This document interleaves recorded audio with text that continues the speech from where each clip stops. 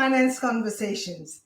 This is the 53rd episode of the Merging Life and Money Show, and I am delighted to be here today.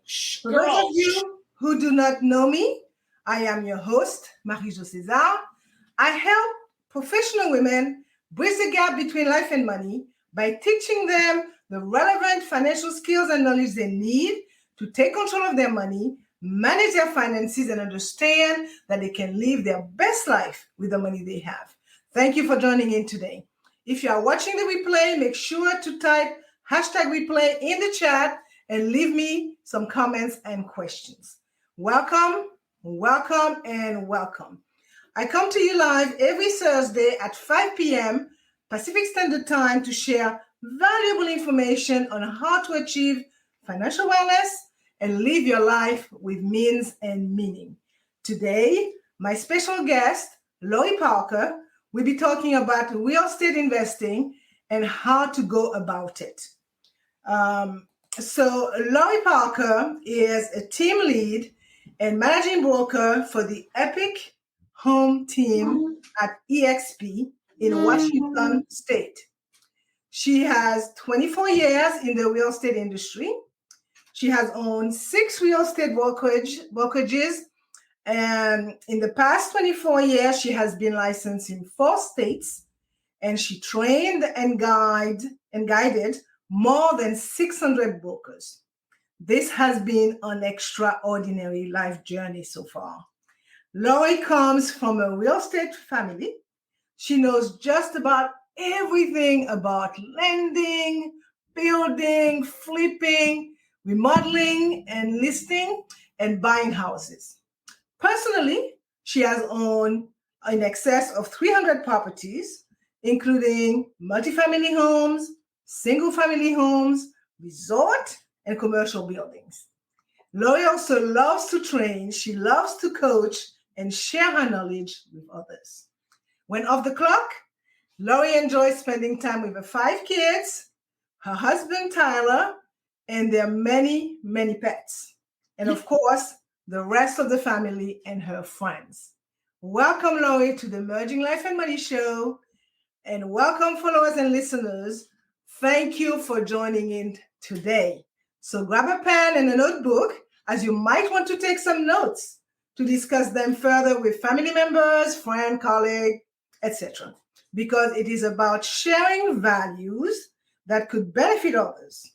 So if you have any question or any comments whatsoever, make sure to type them in the chat. And as you may know, the main objective of the Merging Life and Money Show and my very strong why is to empower as many women as I can with what I know about money and finance. So as mentioned a few moments ago, today's show is about real estate investing and how to go about it. So to give some context to today's show, I will say that real estate investing is more than just owning your home or owning a home to generate income through rental income and appreciation, right? There is a plethora of other investing possibilities available, and Lori, the expert, will lead us into what they are. And she will focus on the BRRR or Brrrr method of real estate investing, which stands for buy, rehab, rent, refinance, and repeat.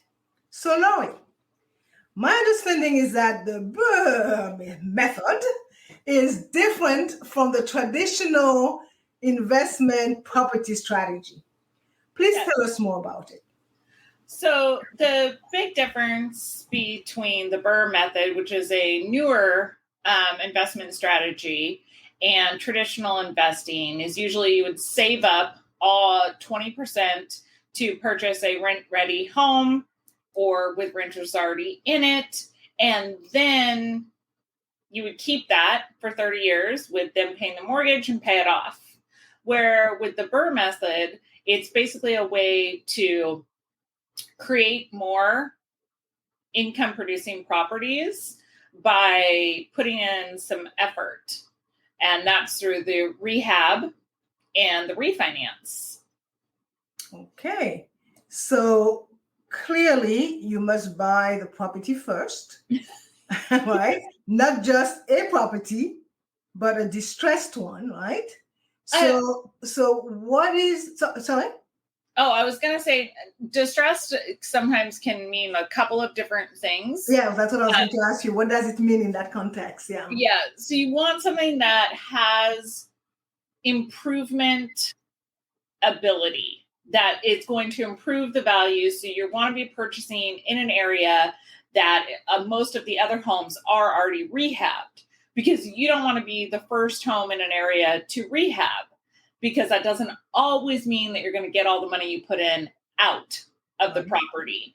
Mm-hmm. So that's kind of the strategy where you need to make sure that you're working with someone, or that you educate yourself that you are not getting in over your head on these properties.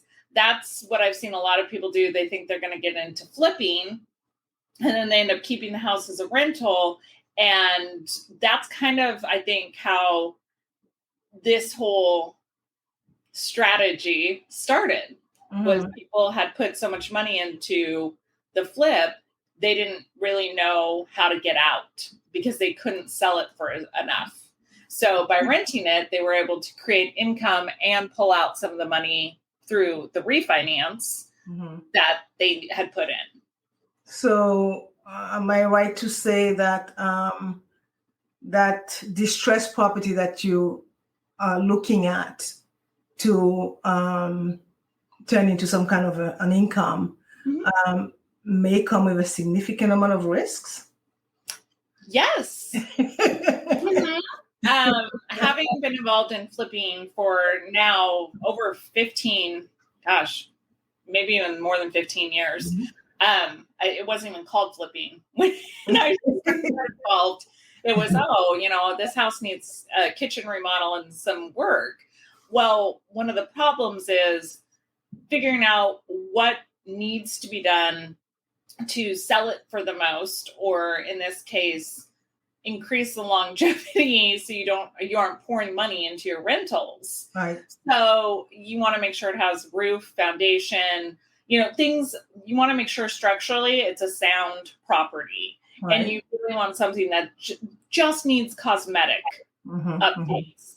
That's, like a perfect scenario is finding a home that is an estate sale, or someone is moving out to go to a retirement home or a retirement area, like they're retiring to Arizona. So they've taken good care of the property. They've done, electrical updates, the plumbing updates, the, furnace, and things that are going to be costly, but don't cosmetically necessarily sell your home for more. So that's really what you want to find is, perfect scenario. Okay, so I like to mention that because there is distressed and there is distressed. So yes. Let's look at the 4 steps, which happen to start with the letter R. Yep. Yeah, so if you could take us through that. What you want to do after you buy, right, mm-hmm. is rehab. And that's going to be cosmetic updates, new countertops, tile work, new flooring, paint, any of the stuff that needs to be done in the house to not only make it more rentable, but to increase your rent. Because people a lot of times don't realize in single family rentals, there is an increase when you have upgraded features for the property. So you really want to research rent in the area that you're looking to purchase and see what those rentals have as far as updates, all of that stuff. So you just really want to make sure that you have done your research on rent, and whether that's you're going to hire a property manager and they tell you exactly what it's going to rent for and what updates to get, or if you go out and do the research yourself, that's up to you. Mm-hmm. But you want to make sure when you go into rehab that you're not overdoing for the area. Right. Okay, so you touch on the rehab part. Mm-hmm. And tell us more about the next step. So the next step is, of course, to rent the property, because you want to make sure that when you go to refinance, you have rental income to offset the payment. So once you've rented the property, you want to make sure you have your signed contract and your tenants have moved in, or you've gotten the deposit and all the things that your mortgage lender is going to require. Because what you'll be doing is refinancing and doing a cash out refi of a non-owner occupied home. So those can be usually between 70 and 80% loan to value. So when you're doing the rehab, you want to make sure that your value is going to be high enough to get the cash that you put in back out. Right. So you mentioned something that could be a little technical, a cash out refinance. And I should put my face when I question. Just so I am very clear, I'm not a lender. I understand. I just know about this because I've done it, right? So I'm speaking as a consumer on this end. When you go to do your refinance of an investment property, they, of course, want to look at your credit score. They, of course, want to look at your reserves, but they also want to see the rent from the property, which is why you rehab, rent, then refinance. Because now you can also do the Brrrr method on multifamily and 5-unit plus, which gets you into commercial. So lending on those gets a little bit more technical, of course. So I'm going to kind of give the broad overview right now. So it's not, totally all the information, but it's enough to kind of get you going. So on anything under 4 units for that one property, you will be able to do conventional financing. And you will be able to offset your payment. And depending who your lender is, they can offset 75 to 95% if you have a rental history on the property, however long it's been rented or how long your lease is. So they will hit you with a vacancy rate, and then you have to qualify for the difference in payments. And you also want to make sure that you have the reserves and all of that in order to qualify for the property. Right. Yeah. So that's kind of so you know what? I was looking at it, and we talked about it a few weeks back, and in my mind, I had it as you buy the property clearly, then you refinance. So you rehab it first, then you refinance it, and then you rent it. So it's not like, so you rent it after the rehab, right? Then you refinance it. Yep. Okay. And the purpose of the refinance is to cash out the cost that you put into that property. So you want to pull enough cash out, but still have your payment below what your rent is, because you don't want to be losing money on any properties. You want to really set yourself up. And that's where the research on the rent in the area comes in extremely important. So after the cash out refinance, the goal is to repeat it. That's why you take the cash out, so that you have that cash to again purchase and rehab another property. Right. So I'm looking at some comments coming through, and I have this here. So are there opportunities to invest with someone else who is doing this? One of the things I do, I work with new investors all the time. And a lot of times I'll purchase with them, because people always think, oh, you're telling me about this, but do you actually do it? Well, I do, right? So I'm one of those people who puts my money where my mouth is. And if I think it's a great deal, bringing in partners not only mitigates my risk, but it also gives them an experienced person to work with. Now, do I recommend that you go out and just search for any investor to do this with? No.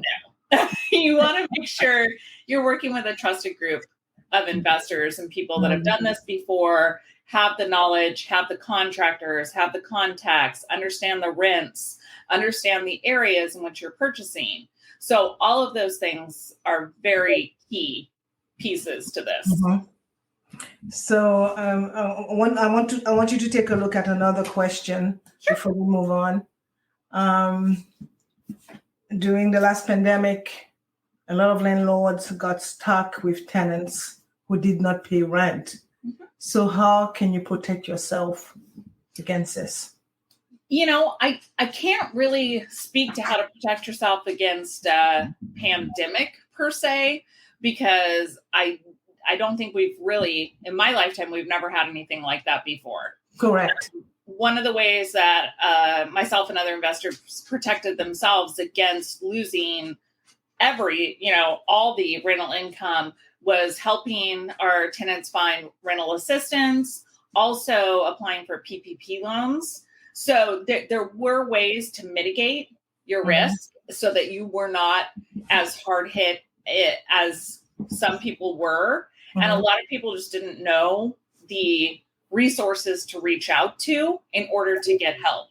So yes, of course, being a landlord, there's always the risk of tenant damage. And, you have homeowners insurance, you have, there's insurances and things that you want to put in place to make sure that you are protected as you can be, because of course, nothing's zero risk, especially real estate. Mm-hmm.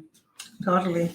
So tell me, with the movement in the real estate space for the past, I want to say, almost 2 years now, how has it been? I mean, has it been an opportunity for such type of investment? Yep. There's definitely been a huge increase in short-term rentals. Mm-hmm. So you have investors right now, they're some of the cash buyers, because right now in my market, we have about 30% of the market. And that's, lower in some areas, higher in some, but about 30% of the market is cash buyers here. Mm-hmm. And the average sales price in the Seattle area is not low. So, we just had one in Bellevue go $1 million over list price, and that was less than $2 million. $1 million over listed price just happened again. In Kirkland, it actually went almost 1.5 million over, and it started at 1.5 and ended up at 3. So it's not low priced. And so when you look at that and you realize that there's cash investors, a lot of these investors are doing short-term rentals or long-term rentals. So if they're willing to put their cash, because they're not using this method, they're just, here's the money. I'm not an investor like that, just so we're clear. I'm not going out and spending $3 million on a house for a single rental. But there are people that are doing it. So the market for rentals in this area is extremely strong. Amazon just raised their minimum wage to $350,000 at corporate headquarters. And so here, our real estate market is not slowing in the slightest. Okay. So that is good news for anybody who is has some deep cash pockets at the moment, right? It can capitalize on the current market conditions. And right now, trying to purchase off market, I had a cash investor that I work with. I wrote a $1.65 million all cash, no contingency, letting one of the estate representatives stay in the property for as long as they wanted. And it was not on the market. And I got outbid because there were multiple offers on a house that was not on the market. Oh, really? Mm-hmm. That's the market I'm in. It's great. So. I see. So tell me, when it comes to those distressed properties again, I have to go back there. What? Because the property has to be appraised, right? So depending how does it work? Depending how you buy it. Okay. So you can buy hard money that can help cover part of the cost of the rehab. You can also, when you're purchasing right now, there can be what's called a 22 AD where the buyer agrees to pay a certain amount above appraised value if the appraisal comes in low. Those are pretty standard in our market right now. So yes, it would need to be appraised, but a lot of times what you do is you agree to pay a certain amount. Like, you know, depending on the purchase price, it can be anywhere from $10,000 up to, I've seen them as high as $200,000 cash out of pocket in terms of low appraisal. So again, it's another risk, which with the market in the last year, I mean, most places it's gone up 20% in this area. So let's say you bought a year ago and you paid an extra $20,000 on a $1 million home below, you know, above appraised value, you're still sitting very well off as far as equity goes right now. So there is definitely a method to that madness, right? to say the least. Yeah, but that is amazing how the real estate investment has taken a different turn. Okay, very much moving away from what you would call the traditional strategy of. So do you see? Clearly, there's an uptick on that, but are people still are they favoring the Brrrr method to the conventional method? Right now, I see a lot of investors doing this method because it kind of gives them a way to hold on and build more equity in rather than flipping and selling, and then you've just made that small profit and then it's gone. So they're kind of capitalizing on flipping, but still holding on to the equity growth in the property. Right. So that is for a lot of investors or a lot of people who were into flipping. And right now they're like, well, if I have to pay X amount over appraised value right now, I'm not going to be able to cash out right now, just turning it in 3 months. Right. So people are adjusting to the market. But this has been around for a little while where, you know, people didn't want to just necessarily flip it and then let it go. Because I will tell you, there are certain houses when you flip them, you kind of fall in love with them and you're like, no, I need to hold on to it, you know, because me personally, I put a lot of personal touches onto my properties that I flipped. And sometimes it's tough to just walk away. Yeah, we seem to have a very interested listener here. And the next question that is being asked is, how do you manage all the properties? Do you have a property management firm helping you? I hate property management. I will own it. I grew up, my grandfather owned a ton of rental properties, and I collected rent for the first time when I was 3 years old. I feel like, you know, at 44, you know, 41 years of doing that is more than enough. I do hire property managers because there's just time is money. And like I said, I mean, I have 5 kids. I don't want to spend time, you know, letting someone in who locked themselves out, dealing with a broken pipe, and property managers manage that. So it's not something I have to do. And I have really great relationships with a lot of different property managers from throughout the years that I've known. And so I really trust the property managers I work with.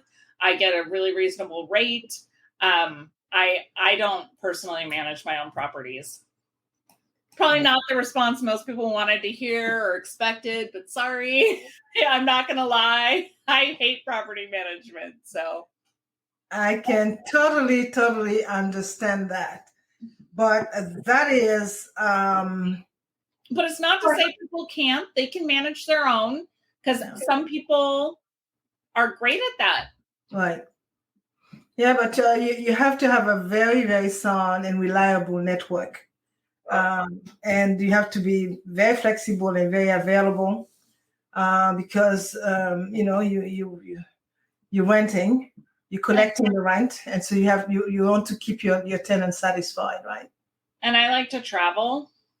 So for like my life, it just doesn't work. Right. Because I'm not going to leave the kids practice or something that I'm doing with my children to go take care of a rental property. I'm just not.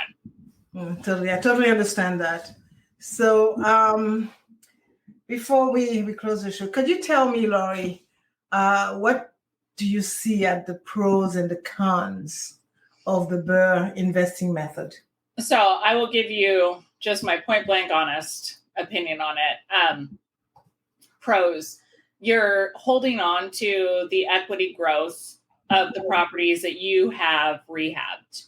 You also are getting your mortgage paid off by your rent, and you should be also getting rental income each month. So those are the big pros. The cons are, of course, if you get a property, you open up a wall and you go, oh no, rats, black mold, just something that wasn't expected. And all of a sudden you've got the money pit. I don't know who else remembers that 1980s movie, but that will always haunt me. I always watch that anytime I'm about to get to a big project because, a lot of times people watch the shows on flipping on TV and they go, oh, it's so easy. Look, in a half-hour show, look at what they did. And it's like, it's not easy. So that's, I think that they really need to work on making sure they have a good team before they just dive in.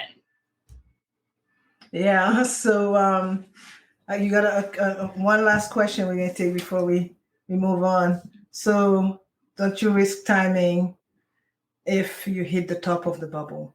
Well, with the Brrrr method, you're doing a long-term investment. So if a bubble pops or doesn't pop, it's really not affecting this process, because as long as your rent is covering the mortgage payment, you're not as concerned about the value, because this is one of those you're going to keep them and pay off the home and then collect the full rent or sell it at that point and really capitalize on 30 years of mortgage payments being made for you. Right. So I wouldn't worry about a bubble with this type of process. Cool. Good. I mean, that is, it's not for the faint at heart. That's for sure. Okay. And look at this. So if you really love real estate and all comes with it, that is for you. I want to thank you, Lori, for really enlightening us about this type of real estate investment. I had never heard of it until we spoke. You did a presentation a few weeks back, and lots of good information, and thank you for that. So I am going to try. I'm writing down, so I'm going to try and summarize what you said. So today we talk about real estate investing, and the focal point of that conversation was the Brrrr method, which consists of buying, rehabbing, renting, refinancing, and repeating the process. So if done correctly, the Brrrr method can provide passive income and a revolving method for purchasing and owning property rental, right? Rental property. So you must buy a distressed property. Okay, we said that. Then you must rehab the property, right? You must also rent it. And once you've got to refinance it, okay, here comes the refinancing part. And you mentioned that a cash out refinance on the property, that's what you would normally use, because with that type of refinancing, you transform your equity into cash, right? Part of it. Yeah, part of it, yeah. And you could get access to your equity by refinancing your mortgage and borrowing even more money than you own, right? So, and then the fund can be utilized to start again. So I think I got it. I understand how that works. But again, as I said, you got to love it. And it's not, as you mentioned, the half an hour show like like everybody sees and said, oh, we could do that. No. Mhm. So very, very interesting process. Thank you, Lori. This brings us to the end of today's Merging Life and Money episode. And before I forget, Lori, tell the audience how they could contact you should they need to or should they want to. And I have some information that I could run at the bottom there, but you may want to add if they could find you on the social media Of course. round. Mm-hmm. Lori Parker on Facebook. My real estate team is Epic Home Team at EXP. Mm-hmm. And then if you go to YouTube, my husband and I have a YouTube channel that's Epic Estates. Mm-hmm. And so it combines his estate sale company and my real estate. So it's like Estates, Epic Estates. That's Yeah, this is like a match made in heaven. We'll go with that. Yeah. we both just say it's a very epic life. Like we do not have a boring life. Like there's always something happening. So it's fun. Yeah, I am sure. I hope listeners and followers that you have enjoyed today's show. And as you know, I like to end my show with a quote. And today's quote is from T. Harv Eker. And it reads, "Don't wait to buy real estate. Buy real estate and wait." So thank you, Lori, for your awesome contribution to the show today. And for more information about how to achieve financial wellness from the inside out and live a purposeful life with the money you have, join me next week, Thursday at 5 p.m. Pacific Standard Time, 6 p.m. Mountain Time, 8 p.m. Eastern Time, 9 p.m. Atlantic Time for my Bermuda pips, and 10 a.m. Friday, Brisbane, Australia time for my Australian friends. Thank you for being here today on the Merging Life and Money Show. I am your host, Marie-Jo César. I will be back again next week. Until then, continue merging life and money. Bye for now.